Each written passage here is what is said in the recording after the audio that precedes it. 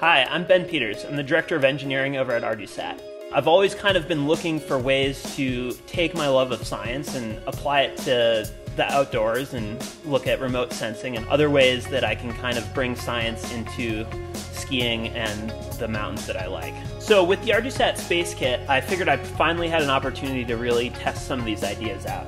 I took my Avi beacon harness and modified it a little bit, put in some protective padding, and then took some components out of the Space Kit. This is the IMU from the Space Kit, and then there's some other hardware around here to log to an SD card.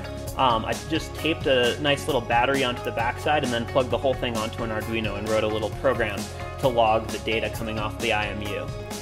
And with this, I actually have a pretty rich data set with acceleration and other types of motion data being logged every few milliseconds while I go skiing. So we took the data logging unit and went up to Snowbird, which is one of the local ski resorts here in Utah. We took some data and some video over the course of a run down Baldy at Snowbird.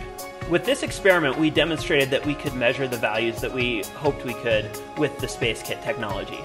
One of the things that I'm excited about doing is taking multiple logging units and putting them on different parts of my body, both my arms, my legs, in addition to my core while I'm skiing. I'm hopeful that with this larger data set, we can actually track how different parts of my body are moving while I'm skiing and put together a quantitative picture of what ski technique looks like. I think that if we did this for multiple skiers, we could start to get a sense and actually build up a system that was able to tell whether or not a skier was skiing with proper technique just from the acceleration data that we were gathering.